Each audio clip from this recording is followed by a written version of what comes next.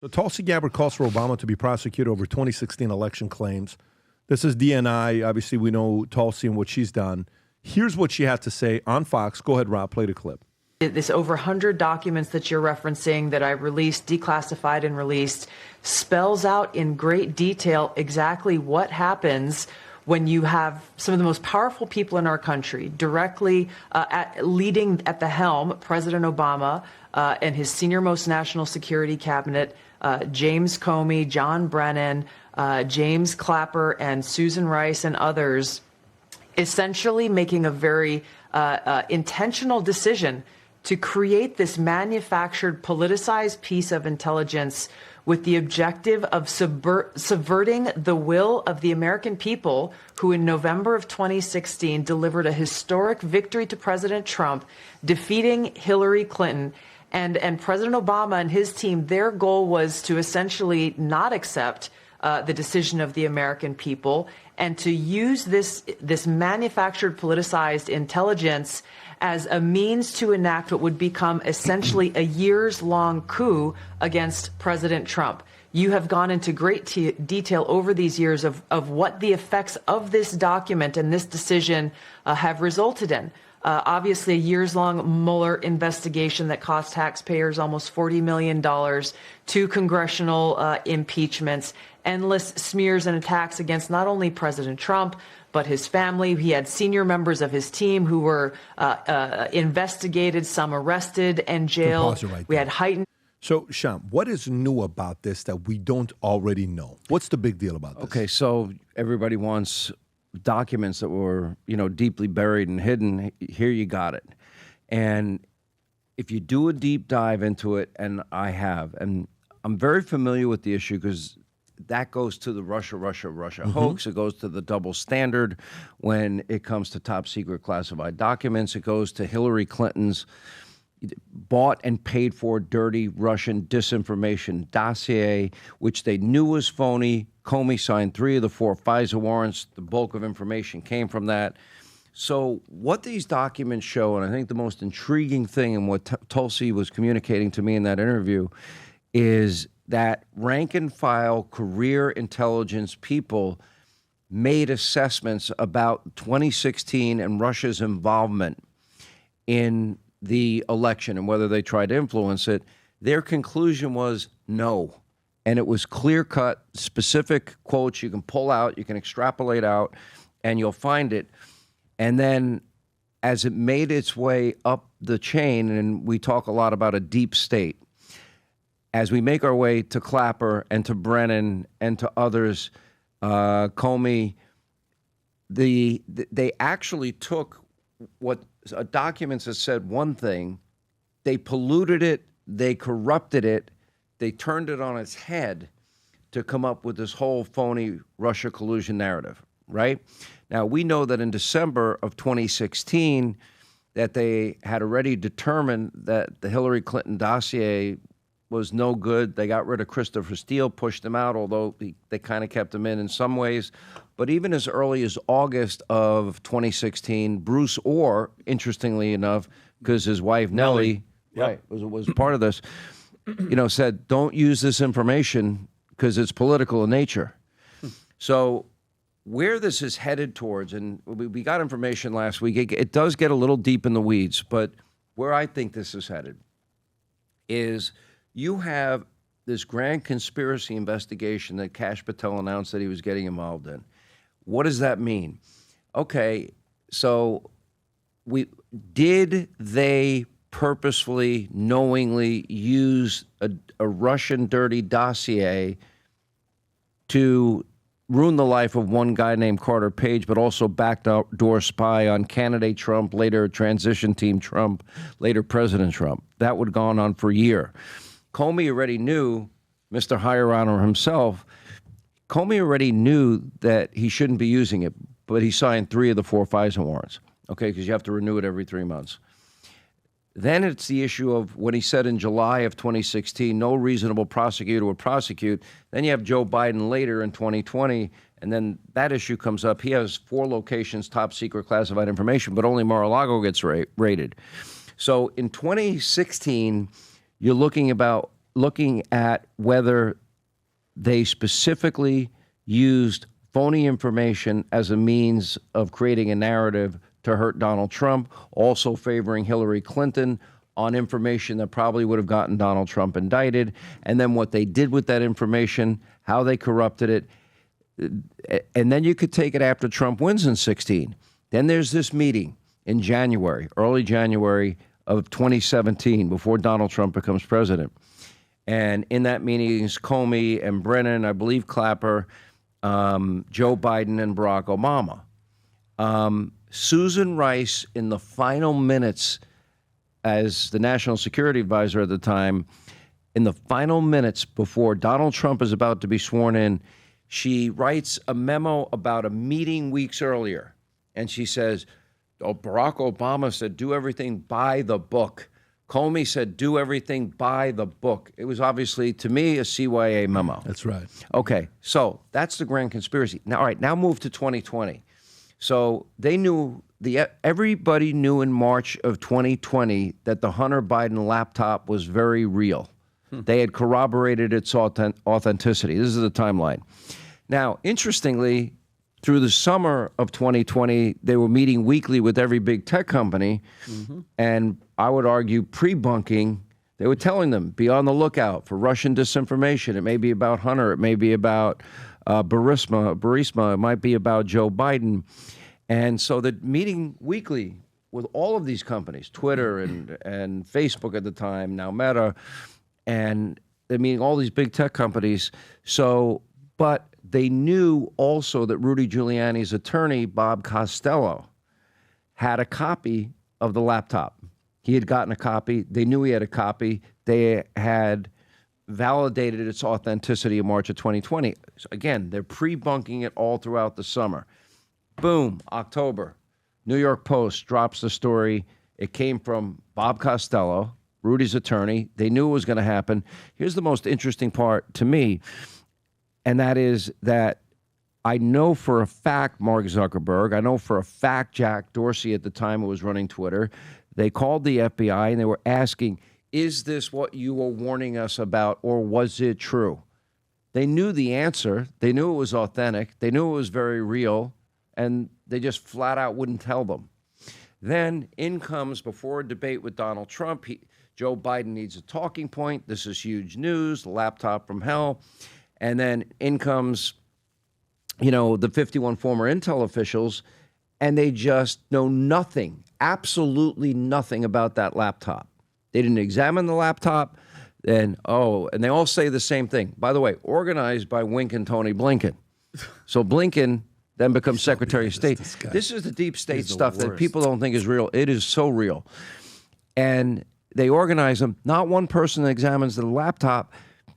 Now, a story that would have crushed Joe Biden in 2020. If they validated, the FBI did its job. They had already successfully pre-bunked it. But when it came out, if they would have said, yeah, we have, it's authentic. We authenticated it back in March of 2020. So the grand conspiracy is what they did in 16, what they did in 20, and what they did in 2024 in terms of all of the lawfare and weaponization against Donald Trump. Look, take the case of Alvin Bragg. If you have a legal non-disclosure agreement, I know you have many. I'm kidding. All right. But if you take a legal, I guarantee you the DA's office in Manhattan probably has more than we could ever count, right? Okay. Very common companies, common practice, legal NDA, put together by a lawyer, labeled a legal expense, becomes a novel legal theory, which results in, even though the statute of limitations had passed, 34 counts against Donald Trump, federal counts.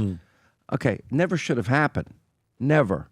So what Cash is doing, he's looking at 2016, 2020, 2024. Now, in a lot of these cases, the statute of limitations have passed. You listen to the legal experts, Greg Jarrett, other people, that will tell you that because it's a grand conspiracy, statute of limitations don't apply. And if they don't apply, it's going to be whether or not these people at the highest level of government, knowing all of the secrets, purposely manipulated the American people to get an electoral outcome that they wanted. That's where the investigation is going. Will anything happen to Obama? Don't know. I have no idea. I do. Listen, Susan Rice's memo is pretty revealing. Barack Obama said, do everything by the book. You're on your way out the door. You got a minute and a half to do it, to get out the door before Trump is now president and you're done. Why would you do it when that meeting took place weeks ago? The only reason I can think of is you want to cover your ass. And it never made sense at the time. I reported it at the time, and now I thought it was a bizarre thing. Now, some people might say, if I didn't spend 3 long years on Russia, if I didn't spend so much time on the dirty dossier, if I didn't spend so much time, doing deep dives into FISA applications, Hunter Biden's laptop, if, all the weaponization that took place against Trump. Listen, this is the amazing story of Trump, and then I'll shut up. I feel like I'm talking too much. The amazing thing is, as we were heading into this election, you had a guy nearly lost his life, put everything he had on the line, and it was either going to be the White House or it was going to be the big house. No option. Those were his choices. Yeah. And he decided to, quote, fight, fight, fight. He did. The American people, and this is why I say legacy media, this is great for you guys. This is great for new media. This is great for anybody that tells their audience truth. This is great for people, the criteria that you laid out for successful people in media, which I thought mostly was pretty dead on, is that for those people that do news, information, opinion, tell the truth, get it right, take chances, are courageous, all those adjectives you used, those are things that will lead to success. The reason I say that I said in 2007, journalism's dead. I said after this election, the legacy media, they are dead. It's gone. They're never coming back. I'll give you an example. I'm on for 2 hours the night of the attack on the nuclear facilities in Iran. We beat ABC, CBS, NBC, MSDNC, and fake news CNN combined. Wow. I was on 2 hours that night. Combined. We beat them all. Smoked them. Wow. And on a regular basis, Fox News primetime, my biggest challenge at the 9 o'clock hours, my audience also likes sports. Don't watch sports if I'm on. You can DVR the rest of the game.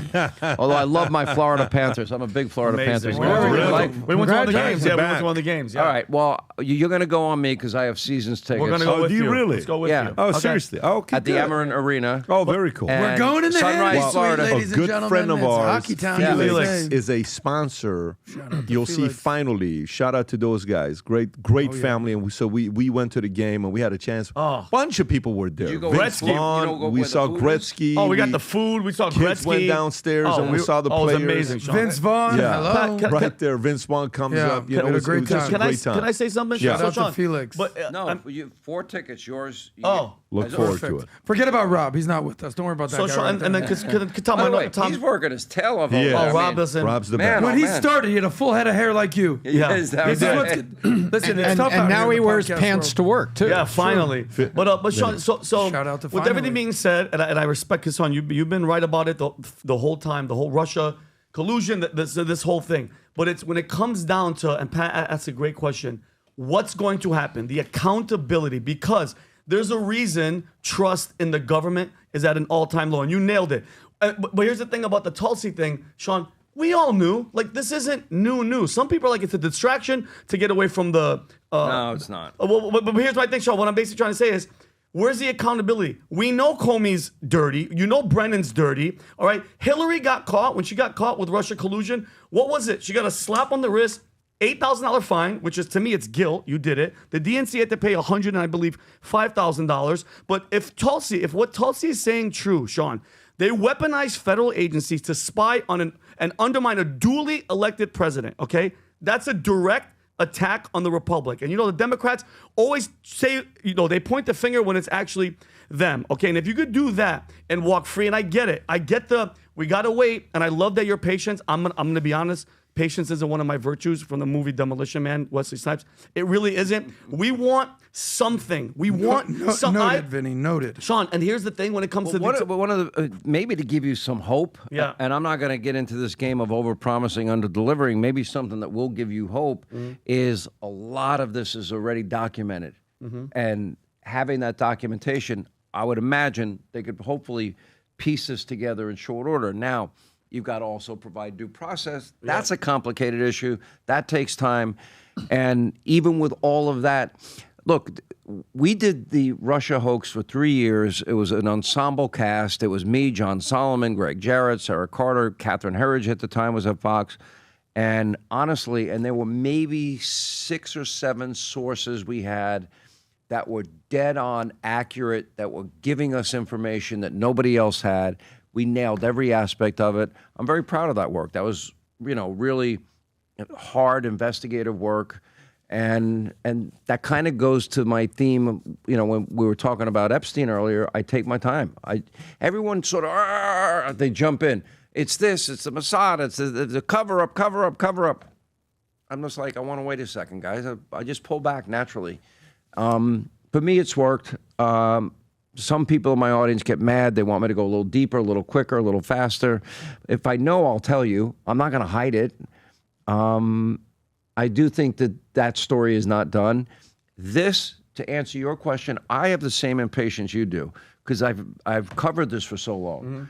I just don't know how long it's going to take to get to where we want to be and where it should be. Thank you. To me, the evidence is overwhelming and incontrovertible. And my point is, will it happen in this 4 years? In this 4 years, because Has who knows, to. Sean, exactly. So we're going to have to give them 4 years because, like you said, just watching, exactly. Just watching I was that guy, Sean, when you guys were reporting it. I was watching those hearings. I watched every time Peter Strzok was talking up and getting grilled about Lisa Page and the text messages saying, insurance policy, is he going to win? Hell no, I'm going to stop it. Andy McCabe, I watched hours and hours of just lying and getting caught and the bias, and nothing happened to these people. They settled with Peter Strzok and they gave him a couple $1 million because of the stress or whatever that they put them through. And it's like, they got 4 years, Sean. Think of this, though. There is an upside to this is with everything they threw at this guy. Yes. All of this, every allegation, Alvin Bragg, Letitia James, weaponization, Bullets to the head. 50, oh, that too. That too, 51 yeah. former intel officials. Over time, the American people, and if we're a little more patient, I'm impatient like you are, if you're a little more, the American people saw through it. They heard it 24/7. Fake news, CNN, MSDNC, ABC, NBC, CBS, New York Times, Washington Post, all over the place, and they rejected it. You know who they listened to? Guys like you and everybody at this table. I mean, you guys are number one. So the information got out. People now are selective in who they're going to watch. You mentioned a lot of prominent names, people that I have worked with. You know what? You earn your credibility every day. And that's why I went through this list. Again, it was not to brag, but I've been right a lot because I really care to be right. And I know you guys care at this table. It's obvious you guys care at this table. I want to say two things, Sean. First of all, I want to say thank you. I am the parent of my wife, beautiful wife, and we have 2 daughters. You really outkicked your coverage. Yes, I did. Thank God. I do thank God. I don't even know his wife. I'm just saying. You're just looking at Tom. we all outkick How our did he pull coverage. anything? I get well, it. that's your assumption was correct, and for the first time in your life, you rushed to judgment. You were correct. You didn't lay back and wait for the facts. Well, I want to thank you for something because I have a daughter that's going to be a sophomore in 2 weeks at Rice University. And one of the things I sat down and talked to her about, and we went in detail, and I gave her this case study, which was Duke lacrosse. And I said, let me tell you, Bailey, says, first of all, The boys at the party made a terrible judgment decision to hire that kind of entertainment. And they put themselves in what I call the hammer position. You are now a nail, and the hammer of everything around you can come down. It was not a good decision. But look, there's one voice, and if you Wikipedia it was your voice, Sean. I say, look how everybody said, here's what's going on. There was a bunch of liberal professors and liberal administrators that actually hated the students that were on their campus that were predominantly white and fairly wealthy. The faculty at Duke has an adversarial opinion and relationship with the students of Duke because of where the students come from. There is a built-in bias. So here comes the hammer. And Mike Nifong was an opportunist who eventually was disbarred and went to jail, as he should. And the only reason he did, because there is a voice. And so the lessons that I tell him is, listen, you may need to be the voice, number one. But number two, be careful about the positions you put yourself in, because in this life, there are groups out there that want to make you their nail. And so I thank you for this, because it's part of a case study about growing up and being aware of what's around you and things. And I thank you for it. The second thing is what's gone on, Vinny. You know, the Democrats often, it's such a playbook, accuse the other side of what you're already doing. Trump's not going to accept the results of the election. What the hell do we think was going on in 2016? Yeah. Obama wasn't accepting the results of the election. And now Tulsi Gabbard has given America a diagram that a sixth grader can understand. Oh, this. I thank them for that diagram. Here's what happened. I hope it's in the front of classes and schools that are saying, look, here's what really happened. A, B, C, D, E, F, G. This is what happened. Hoax. And you were out there on it and I think there's redemption in that diagram. And I also think there's opportunity in that diagram, because I think that diagram can be the source of, okay, now we know, but guess what? It hasn't been 50 years since the Kennedy assassination. This is only 2016. We're going to go look into this one. All of LBJ's cronies aren't dead. All of Sam Giancana's cronies aren't dead. All of Alan Dulles' cronies aren't dead. That's the JFK files. We're just finding out for history that there was a group of people that got really pissed off and off the president. This one, people are still alive, and we have a diagram of everything that happened here. And the irony of it is there was a time when Hillary was really pissed off at James Comey for saying things about an email server that she claimed impacted little percents of the electorate right before the election. And they were Did you know what bleach bit was beforehand? No, I never Nobody knew. did. Nobody knew. All right, so think of this. That is 2016. Yes. 2020, you pre-bunk the very real Hunter Biden laptop. My view, you don't pre-bunk it. You confirm its authenticity. Different election result. Anyone disagree? Nope, not at all. 2024, nothing but lawfare. They thought they'd crush Trump by piling on charges. The beauty of this grand conspiracy investigation is it will start with Russia, all the things you're saying. It'll go through the 51 former intel officials in 2020. Then it's going to make its way right here in the free state of Florida, right to Jack Smith's front door. Where's it going to end? I can't rush to judgment. I mean, everything that I know that you said is true. And these people are bad people. And they, in my view, a lot of them abused their power. They did it to impact elections in ways that it never should have happened. I never believed growing up this would ever happen in our country. But let it play out. It's not going to happen overnight. I'm going to go to another story. It's going to be the fact that she's ahead of it right now and talking about it, bringing attention back to it is very important, because to us, you know, what a big community wants accountability. A lot of guys like him and others, smart guys, fell for Russiagate. A lot of people fell for it. They're like, oh, yeah, let me tell you, Trump is this, Trump is that. It worked. It was so effective. It got me, Sean. I tried to avoid it. It got me. Explain. What do you mean? Well, I was a Clinton Democrat, or a JFK Democrat. Yeah. My father was a big JFK guy, and I just grew up as a Democrat. The first time that I voted was in 2000. I voted for Al Gore. I was a RFK, JFK liberal, which at this point would just be a Republican. And over the last 5 years, I've seen, oh my God, they've been lying to me the whole freaking time. The whole time. You know, I used to look at you guys and say, you know, fair and balanced. Oh, okay. Fox News. Yeah, most watched, most trusted, that whatever it is now. And I believed what the MSDNC was doing. I believed CNN. I mean, Ted Turner was a legend. I mean, far flung from what the hell CNN is now. I like Fareed Zakaria. But I'm like, Pat jokes that I'm like the most MAGA guy ever.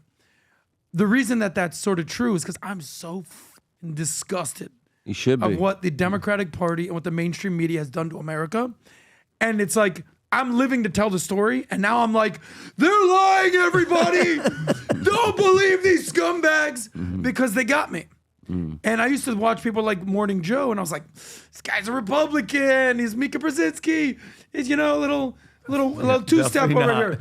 You son of a bitch lied to me too. But that's the reality of here, is that like there's a lot of Americans who look at Fox and would look at you, would look at O'Reilly, look at all these guys. They're just covering up.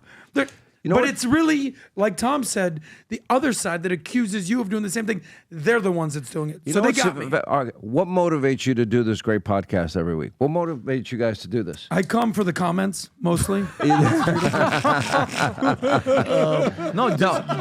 at the I end, love the comments.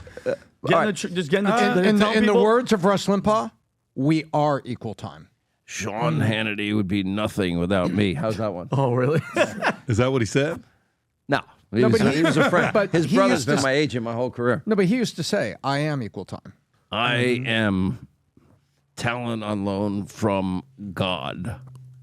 You guys don't like my impressions. That's it. I'm done. I'm going to retire. Listen, Hannity, Yeah. you I wanna stick to do being one- a journalist. I wanna do I'll tell you Leave what the comedy motivates. to Tom. Here's the thing. I will tell you, I am more interested. I feel this is a moment in history where really emerging voices, we're all spokes in a wheel. This is why, you're asking me about other hosts, and I'm like, I wish them well. I have no ill will towards anybody. And whether they're right or wrong doesn't matter, because at the end of the day, what I learned in 2024 is the American people will sift through it. They're hip to the fact that these other people lie, distort, manipulate. They're full of crap. They know that they hate Trump, and they don't believe him. The Vol Conference, September 8th through the 11th. Nearly 12,000 people will be coming this year, but we have 3 guest speakers that I'll be announcing here to you, and it's going to be massive. And they're all intentionally invited for different reasons. This was all intentional, and there's going to be a handful of massive announcements being made at the Vault Conference. If you're somebody that's running a business owner, the great thing about the Vault is you'll be having a conversation with somebody at the event, and you just run into them at the store, and they're an aspiring entrepreneur. Then you go to talk to somebody else that they're an executive of a Fortune 500 company. Then you go talk to somebody else who just exited their company and sold it for $700 million. Then you go talk to somebody else that's still with a big private equity company that's trying to deploy hundreds of millions of dollars. Then you go talk to somebody else from Goldman Sachs that's a money manager. The types of people. Then you go talk to somebody else that's a podcaster, YouTuber, that you recognize their faces. The types of people that show up to the Vault makes it a reason why this is becoming a number one business conference in America, that you go to actually get strategies that you leave, you implement, you can win in life, business, all of it combined together. So the 3 speakers that we have are the following. Number 1 speaker. For me, you guys know I'm a big fan of the movie Air, and you guys know I'm a big fan of anybody that's a strong negotiator that's done some of the biggest deals ever. We were able to get David Falk, Michael Jordan's agent, manager, who signed the Nike deal, who, by the way, in 1982, he was the first person to sign a multi-million-dollar deal for James Worthy. He was the first agent to sign a $100 million deal with Alonzo Mourning. Michael Jordan gives him so much credit. I can't wait to sit down and talk to him. He was one of the most entertaining characters in the movie Air, story of Michael Jordan. Number 2 speaker that we'll have at the Vault Conference is the OG content creator, brand person, influencer, who became a billionaire in 1999, who understood what it looked like to be in front of a camera. Martha Stewart will be at the Vault Conference. What? So Martha Stewart will be at the Vault Conference. We're excited about that. She had one of the best documentaries that everybody talks about, and I'll be sitting down with her, interviewing her at the Vault Conference. A lot of you fellas that want to bring your wives down, just let them know Martha Stewart's going to be there. They're going to want to come and hear and see what she has to say. And last but not least, the keynote speaker at the Vault Conference that won't be speaking for 30 minutes, not 45 minutes, not an hour, not an hour and 15 minutes. For 2 hours, the one and only Tony Robbins will be at the Vault Conference. Tony Robbins will be at the Vault Conference. So we're excited about it. We're excited about that. This is a very, very big deal because there will be multiple big announcements being made there. Some of you guys are going to get a chance to meet the guests that are going to be there. Having said that, Rob, you can play the clip here right now. If you haven't been to the conference, if you haven't yet registered, go to the Vault Conference, get registered, get your ticket, bring your spouse, bring your partner, bring your other employees and executives with you. Come spend 3.5 days with us at the Gaylord Orlando. And at the end of the event, the people that get CEO tickets, we're shutting down Universal Studios. You can go on Velocicoaster as many times as you want to. You can go on the rides. We'll be hanging out. Literally, we're shutting down the entire Universal Studios at the end for all the CEOs to have some fun. You're going to see 58-year-olds act like they're 16 years old, and we're doing business at the same time, which makes it kind of exciting. Again, go to thevaultconference.com website, thevaultconference.com. Get your ticket. This is by far the most important time for you to not go through this process by yourself. Come network with nearly 12,000 people in one room and take your business and your life to the next level. Cannot wait to see you there. If you enjoyed this video, you want to watch more videos like this, click here. And if you want to watch the entire podcast, click here.